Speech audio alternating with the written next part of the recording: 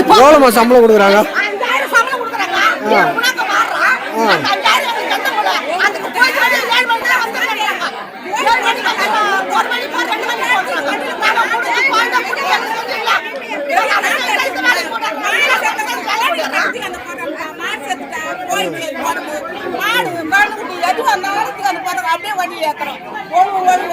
குப்பையை அள்ளலன்றாரு. சவுண்டா பேசு. வேலை செய்யறோம், குப்பை வர முடியல, கஷ்டமா இருக்கு. ரயில் கோட்டு வேணும், சம்பளம் அதிகமா வேணும். அதோட போனா ஜுரம் வந்துட்டு அந்த சேர்க்க வரணும்.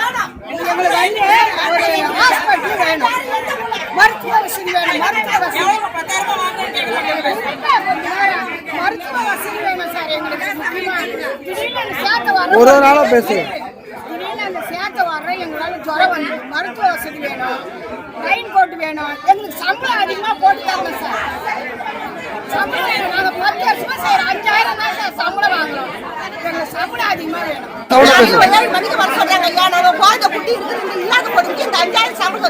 கட்டுப்படி ஆகாது. சம்பளம் ஏற்றி கொடுக்க சொல்றேன். செய்தாலும் எவ்வளவு கசாலும் நாங்க வர்றோம். அதை நினைச்சு பேச மாட்டாங்க. தண்ணி கட்ட கூட கொடுக்க மாட்டாங்க. கழுகத்துக்கு குடிக்க தண்ணி கட்ட கொடுக்க மாட்டாங்க. நிக்க வைக்கிறாங்க, உள்ள வராதுன்றாங்க. அப்படி அப்படிதான் நாங்க எவ்வளவு வேலை செய்யறோம்.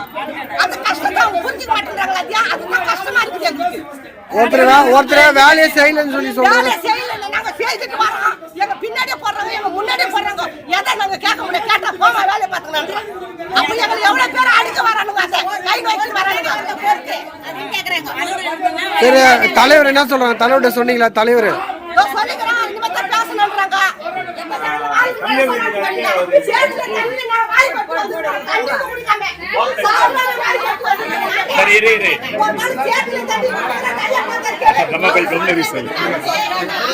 சார் எங்களோட குறைகளை சொல்லலாமா?